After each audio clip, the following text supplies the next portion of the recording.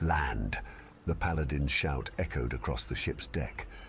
Julius, a wandering bard with a laid-back demeanor, felt a spark of excitement. He decided it was time to settle an overdue matter and approached Captain, the leader of the paladins. Harlock, standing confidently at the ship's bow, looked at Julius with a knowing smile. The sun reflected off the captain's shining magical armor, momentarily blinding Julius, and Harlock's deep voice snapped him back to attention. "Ah, my favorite minstrel." Julius, saluting.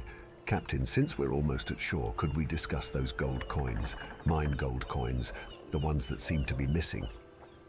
I see these rough seas have made you bolder, but don't worry, your payment is waiting for you on land. There's no need to worry."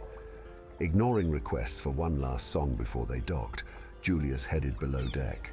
The busy preparations for docking and the noise of the crowd would keep the paladins distracted. This gave Julius the perfect chance to explore the lower parts of the ship and satisfy his curiosity. Julius descended a creaking stairwell, entering the shadowy depths of a large chamber. Beams of sunlight filtered through ceiling grills, slicing through the dim space. One of these rays highlighted a mysterious object under a sheet, its shape odd and intriguing. As Julius approached, a subtle movement in the corner caught his eye. There, a small figure came into view, resembling a child or a young girl. As he got closer, he realized it was a young elf deeply absorbed in meditation. Impatient, Julius called out, "Hello?"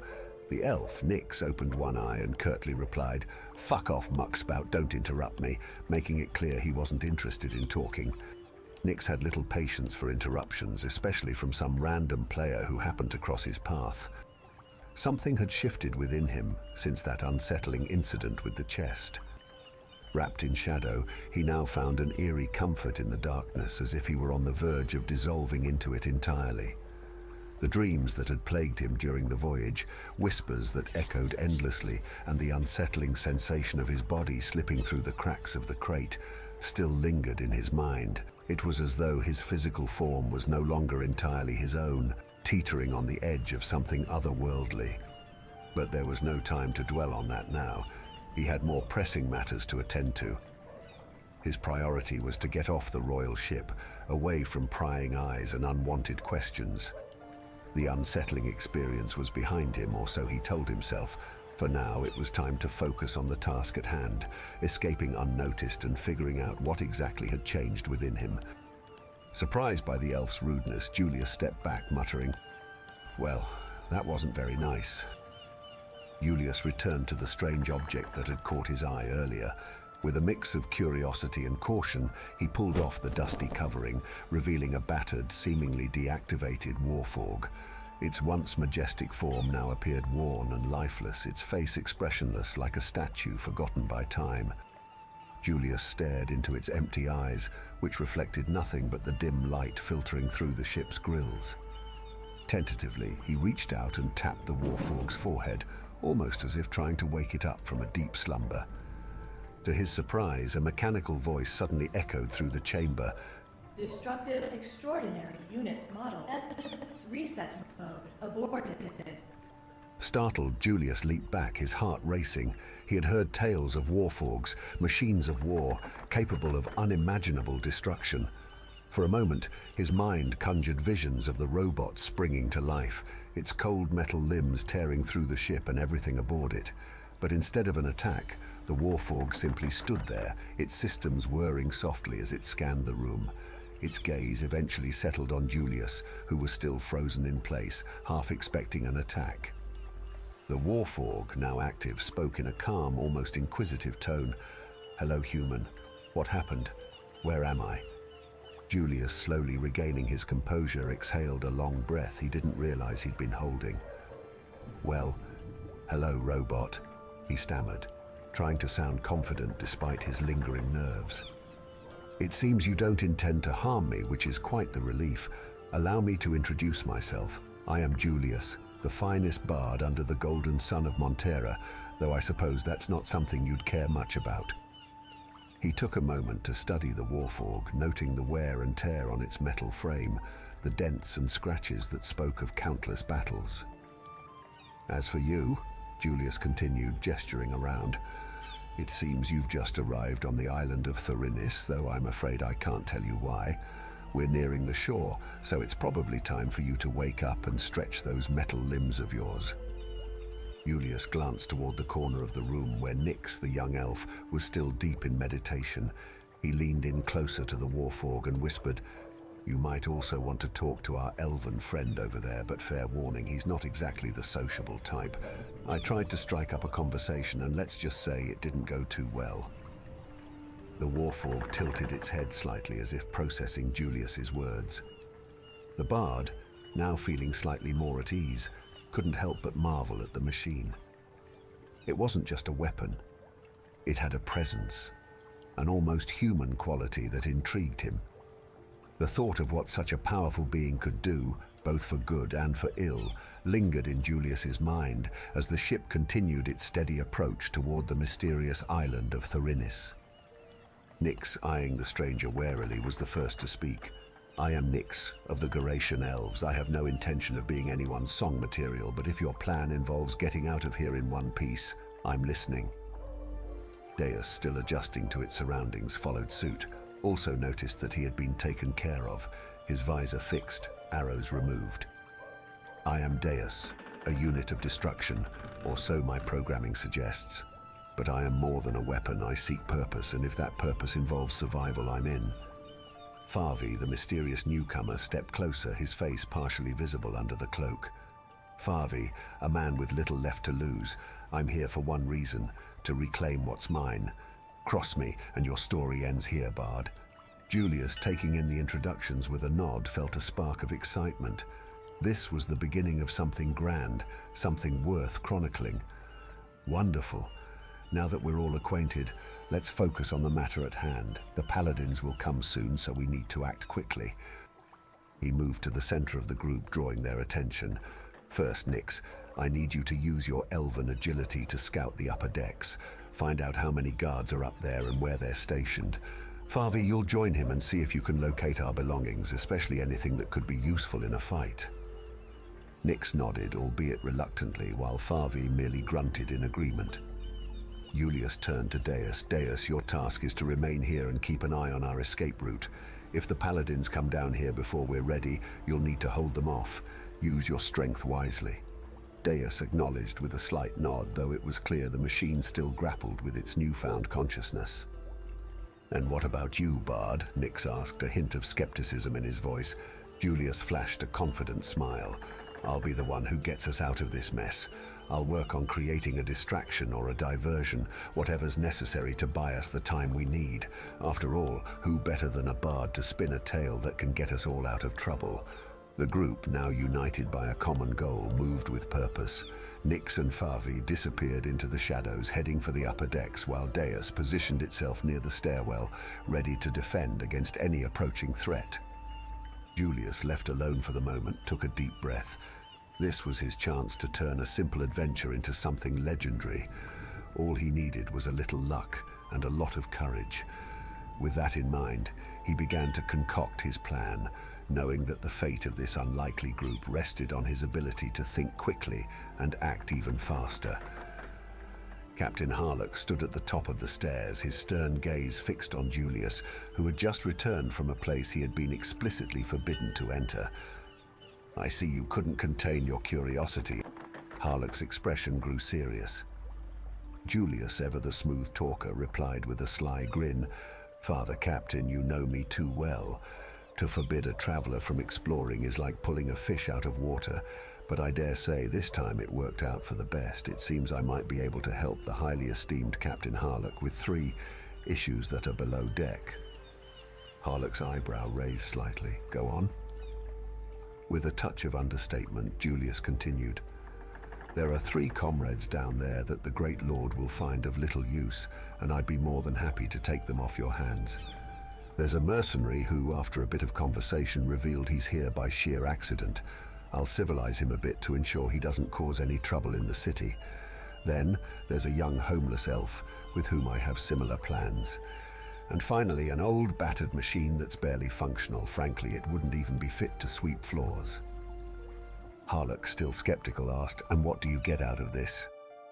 Julius, not missing a beat, responded, a wealth of material for my art, drawn from their stories, and perhaps a favor from the good captain for relieving him of a few inconvenient guests. The silence between them felt heavy, like the calm before a storm. Finally, Harlock spoke, his voice tinged with both curiosity and caution. "Julius, you've always been good with words, but this is a lot to ask," said Harlock. Deus, sensing the tension, took a step forward, his voice steady and mechanical. "General, my purpose is to serve and protect. My current state may be less than ideal, but I am still capable. I will uphold the laws of this city as I did in King Robhar's court." Nix, with his usual bluntness, added, "I'm here because I have unfinished business. You don't have to trust me, but know that my blade is sharp, and it's pointed at those who would harm the innocent." Farvi, who had remained quiet until now, finally spoke. His voice was low, almost a growl. "I'm not here to make friends or promises, but if you're looking for someone who can navigate the shadows and do what needs to be done, then I'm your man." Harlock considered their words, his eyes narrowing as he assessed the motley crew before him.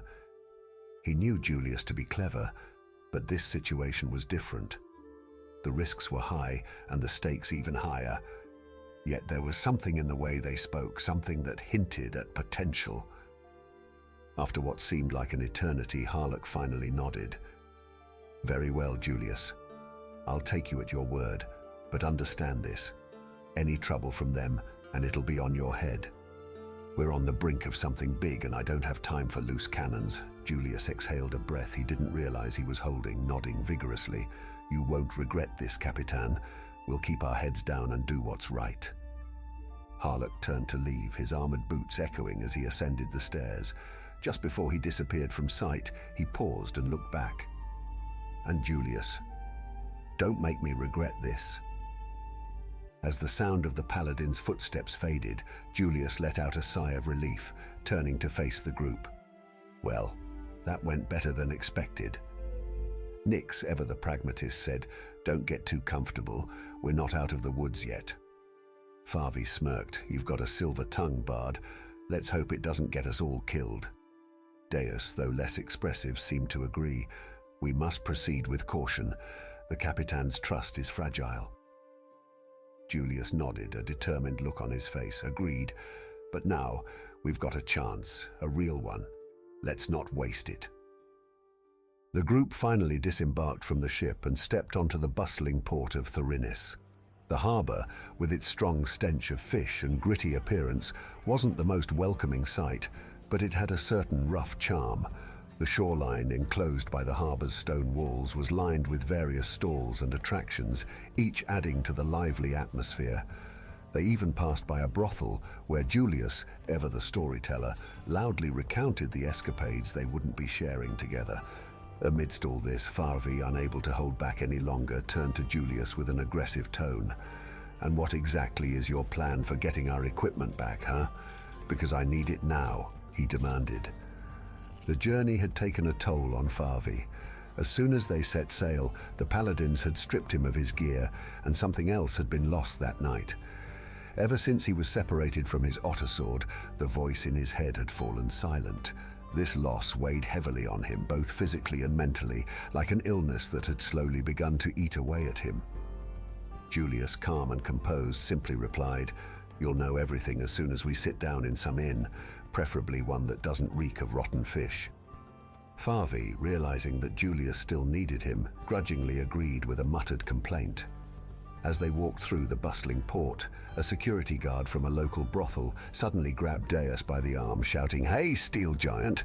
Don't you want to loosen a few bolts in the arms of our hot ladies? I promise you'll never feel more like a man than you will here in the Blue Lantern."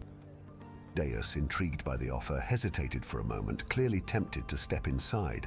However, the shouts from his group snapped him back to reality.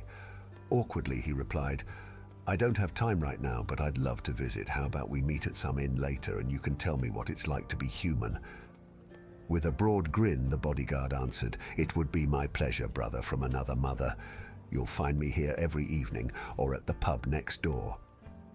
Julius, trying in vain to rush Deus along, slipped on the cobblestones as he attempted to move the massive warforg. The effort was futile, like trying to shift a mountain, but Deus, noticing Julius's struggle, quickly rejoined the group. As they continued on, they finally arrived at the entrance of a local tavern, the sign above it reading "The Tavern Under the Cutter." However, their path was blocked by a staggering drunkard, swaying unsteadily in front of the door. The drunkard swayed in place, blocking Julius's path with a clumsy arm. His breath reeked of stale ale, and his eyes, bloodshot and unfocused, tried to fix on the bard. "Hold on. Just a moment there, friend," he slurred, a crooked grin spreading across his face. "You can't just walk in like you own the place. How about a drink with old Varric here before you go any further, eh?" Julius, trying to maintain his composure, forced a polite smile. "I appreciate the offer, Varric, but my companions and I have urgent matters to attend to. Perhaps another time." Varric's grin faded, replaced by a stubborn frown. He leaned in closer, his voice lowering to a conspiratorial whisper. "No one gets in here without going through me first. You wouldn't want to make an enemy on your first day, would you?" Nyx, growing impatient, stepped forward, his hand resting on the hilt of his blade. "Enough of this. We don't have time for your nonsense." Farvi, who had been watching silently, now moved to stand beside Nyx, his presence looming over the drunkard. "Listen, friend," Farvi said, his voice calm yet menacing. "We're not looking for trouble, but if you insist, we can end this conversation in a less pleasant manner." "Listen here, you snowy fuck," said Varric. But before he could finish his sentence, Julius discreetly dropped a handful of gold coins into the drunkard's hand, then swiftly led the group inside. As he passed the others, he cautioned, "Perhaps it's best not to make enemies for now. You wouldn't want to find yourself at the gallows." The group entered the establishment, and as Farvi passed by the drunkard, he knocked the coins from the man's hand. The place wasn't of high class, but it had a certain rustic charm. A few tables were scattered throughout, bathed in soft candlelight. The air was thick with the aroma of smoked tobacco and other peculiar scents. One table was occupied by 4 individuals who appeared to have been carved from beneath a dark star, their scarred faces and cigar-chomping lips discouraging interaction. Behind the counter, a bartender exuded an air of charm, slicing rabbit meat into small cubes while puffing on his pipe like a chimney in winter. He noticed the new arrivals, extinguished his pipe on the countertop, and with a hint of irritation leaned over to address the group. The bartender demanded, "What?" Nyx, adept at disguising his features, threw his hair over his face, obscuring his identity as he spoke in a soft, ladylike voice. "Dear sir, might you have a table for the 4 of us?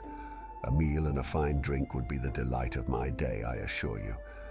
As he concluded, Nyx ran his delicate scarf-covered hand over the bartender's forearm. The ruse appeared to be effective. The bartender, now displaying a newfound professionalism, promptly guided the group to a table and, not long after, filled it with an array of food and drinks. The establishment's patrons could only speculate about the enigmatic newcomers who now enjoyed a moment of respite in their journey on the island of Thorinis. Julius, with a calculated air of authority, calmly plated a suspiciously delectable meat dish.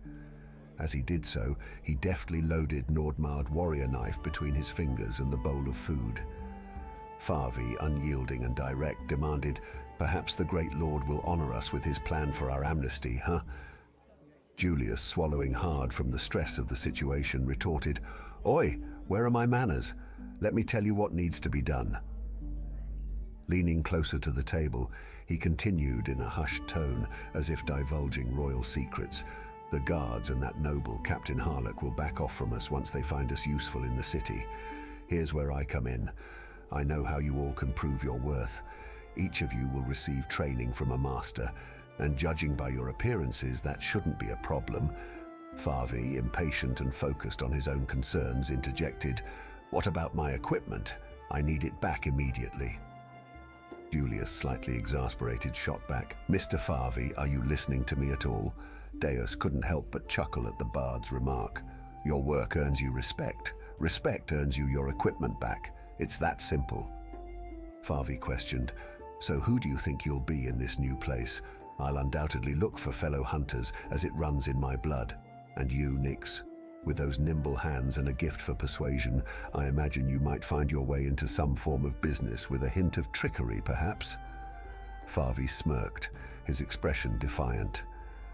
Nix leaned back, a sly smile playing on his lips. You're not wrong, Farvi. I've always had a knack for the art of persuasion. A little charm, a little deception. Who's to say where it might lead? Thorinis is ripe with opportunities, and I intend to make the most of them. Maybe I'll start with the merchants. They're always in need of someone who can negotiate or manipulate. Deus, still getting accustomed to his newfound companions, chimed in, his voice mechanical yet thoughtful. As for me, I must first understand my own capabilities. My memories are fragmented, but if I was once a protector also, I'm well versed in blacksmithing, a skill highly revered in the kingdom. My strength sets me apart. I'll find my place. Farvi, content with their answers, nodded approvingly. Sounds like we all have our paths to walk. But remember, this city is no friend of ours. We're strangers here, and we need to keep our wits about us. The only way we'll get out of this mess is by watching each other's backs and making ourselves indispensable to the right people. Nix chuckled softly. Don't worry, Farvi. I may not be a hunter like you, but I know how to survive. As for Deus, well, he's got the strength of 10 men, and that's bound to come in handy. We'll carve out our place in Thorinis soon enough. Deus nodded, his eyes glowing faintly as he processed the conversation. Agreed. We each have our strengths. If we combine them, we'll not only survive, we'll thrive. Julius, ever the social butterfly, raised his mug with a grin. To new beginnings on Thorinis. May our troubles be fewer than our adventures. Deus, still slightly puzzled by the events, looked around at his companions. Is it always this eventful when you arrive in a new place? Julius shrugged and said, Welcome to Thorinis. You either adapt or find yourself at the mercy of the island's less forgiving inhabitants.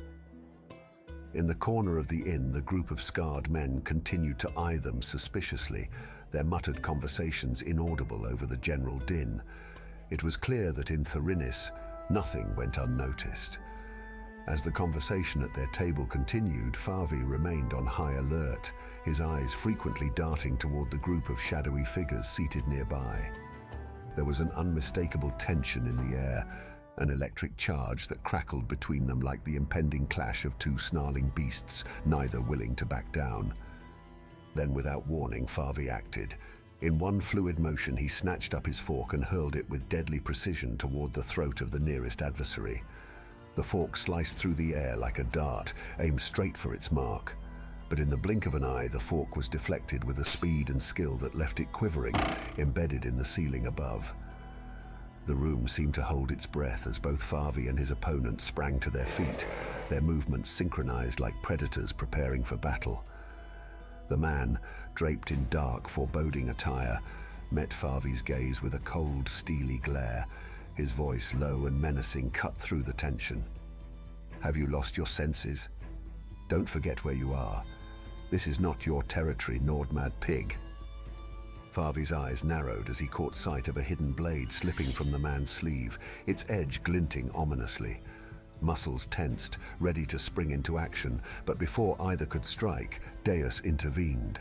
With the swiftness and strength of a seasoned warrior, Deus clamped a massive hand over Farvi's face, muffling his angry retort, while his other hand gripped Farvi's arm like a vice, steering him away from the impending conflict. Meanwhile, Nix, ever the master of deception, decided to employ a more unorthodox tactic. He glided over to the adversary, his demeanor softening into something almost disarming. With a voice tinged with apology, he spoke, "Please forgive the disturbance, sir." Then, in an unexpected and dramatic flourish, Nix threw himself into the man's arms.